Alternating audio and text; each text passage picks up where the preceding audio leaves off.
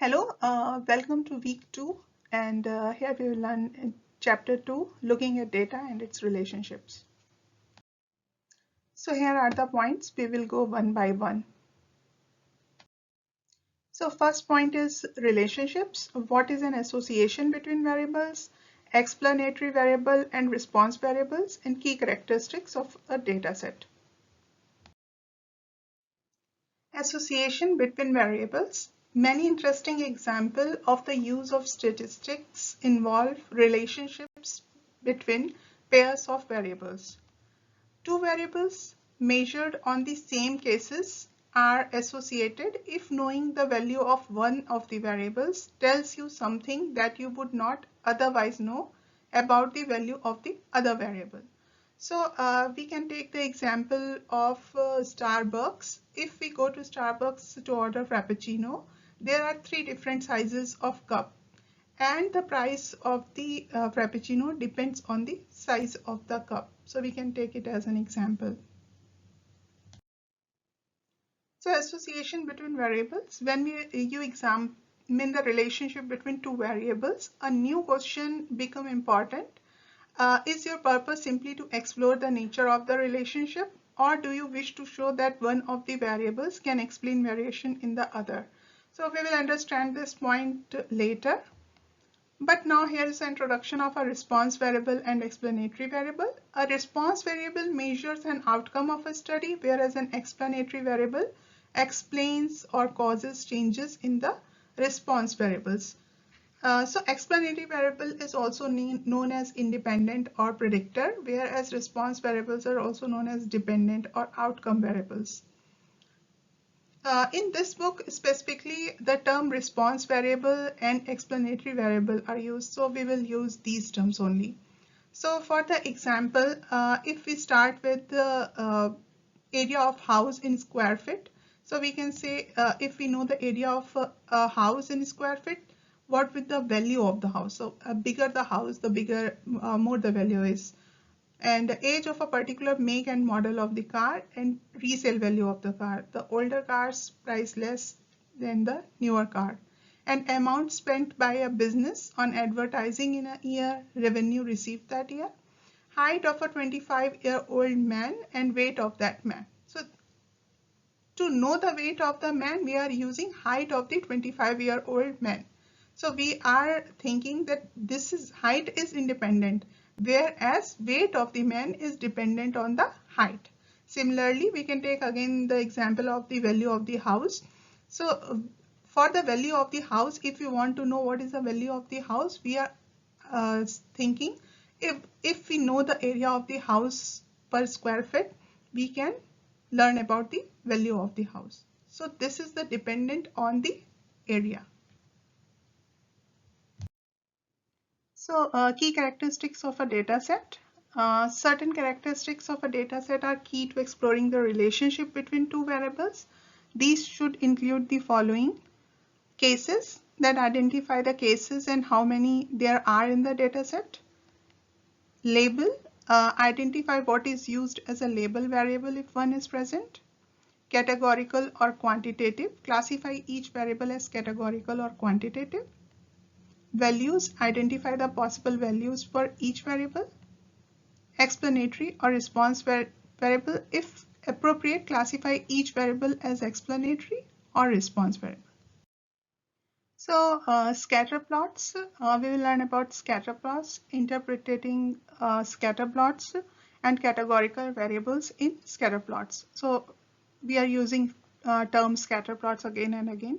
So this is known as a scatter plot, and we will learn about this graph much more detailed in later slide. The most useful graph for displaying the relationship between two quantitative variables is a scatter plot, and it shows the relationship between two quantitative variables measured on the same cases. The values of one variable appears on the horizontal axis and the values of the other variable appears on the vertical axis, and each case corresponds to one point on the graph. How to make a scatter plot? These are the points. We will follow these in the other slides. So here is the example of making a scatter plot for the relationship between price and rating for laundry detergents. And we have our data here. The variables are rating of the laundry detergents and price per load in cents. First, we made price per load cents on x-axis because this is the explanatory variable. And then we took ratings on the y-axis as this is the dependent variable. And here we are making the scatter plot. So we can see here if we take the 0.14 price and rating 60. So if we go by this, so we will make a small point here. If we go with 1458, then we will make same point here. So similarly, when we plot whole data, the scatter plot will look something like this. So after making a scatter plot, we need to interpret that scatter plots. So as in any graph of data, look for the overall pattern and for the striking deviations from that pattern. You can describe the overall pattern of a scatter plot by the form, direction, and strength of the relationship. An important kind of departure is an outlier, an individual value that falls outside the overall pattern of the relationship. So here we are learning about the direction. So here we can see this is showing the positive linear relationship, whereas this is showing negative linear relationship. So first we will concentrate on positive and negative. So what is positive? If x is increasing, y is also increasing. This is the positive relationship. Whereas when the negative relationship occurs, when x is increasing, y is decreasing. That's it. So after the direction, it comes for the form. So your scatter plot can be linear, as you can see in this example, or it can be non-linear, as you can see in this example or in this example. So we can see that here it's quadratic, whereas here it's exponential. So these are the forms. Now our last point is the strength of a relationship. So if it's strong, points are concentrated about the form, whereas in weak, points are very closely scattered about the form. So here we can see the points are very clustered, and therefore this is a strong relationship. Whereas because these are far away and very scarcely clustered, so this is a weak relationship.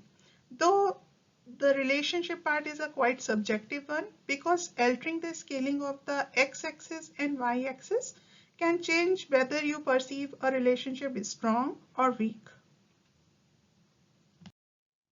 So now we have an example here, and we have to tell all the three things we learned earlier. So if we have to tell what is the direction, so direction is positive, as we can see, as x is increasing, y is also increasing. And if we want to know what is the form, so the form is not looking linear, because if it was linear, it would have been here, but as it is almost like curved, so it is the non-linear relationship. And last one is the strength. So because they are tightly clustered somewhat, so we will say this is a strong relationship. So now in this example, we can see here it's lung capacity, where this is time in minutes to run 1.5 miles, and this is the runner's lung capacity versus run time. So if we have this kind of scatter plot, so what is the direction? Obviously it's negative, as x is increasing, y is decreasing. What is the form? It's linear. And what is the strength? It's strong. So here we can see a scatter plot, and here in this plot we can see all the data points are here, whereas one data point is far from the other points. So this point specifically we learned about the outliers in the last chapter. So we can consider it as outlier. So it's saying there is one possible outlier. The detergent with price per load of 56 cents seems to have a lower rating than one might expect if higher price means a higher rated detergent. Now, if we have to explain what is the strength, this is moderately weak.